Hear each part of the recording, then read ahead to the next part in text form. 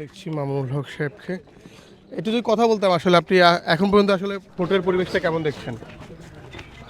ভোটের পরিবেশ এখানে আমরা যে কিছুটা ভালো দেখলাম ভিতরে, বাকি ভোট কেন্দ্রের বাইরে কিছু অপ্রীতিকর ঘটনা, ভোটারদের মধ্যে ভয়ভীতি প্রদর্শনের একটা প্রবণতা, এবং বেশ কিছু জায়গায় আমাদের রিক্সা মার্কার যারা স্বেচ্ছাসেবক আছে, বাইরে কাজ করতেছে, বুথ নিয়ে ভোটার স্লিপ নিয়ে বসে আছে, তাদের সাথে মারাত্মক ধরনের স্যান্ডেলিনা সো, রূপচর্চায় আভিজাত্য।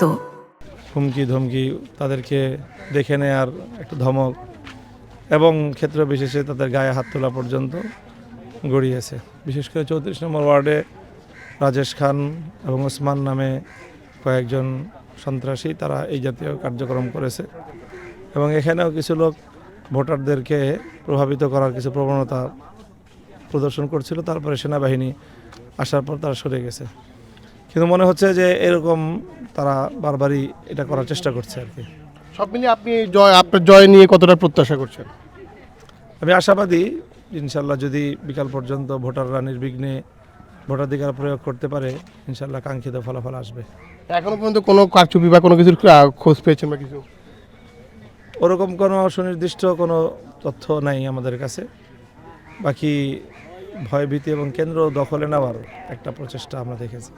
এখন পর্যন্ত সবগুলো কতগুলো কেন্দ্র আপনি ভিজিট করেছেন আসলে? না, আমি 3-4টা কেন্দ্র ভিজিট করেছি।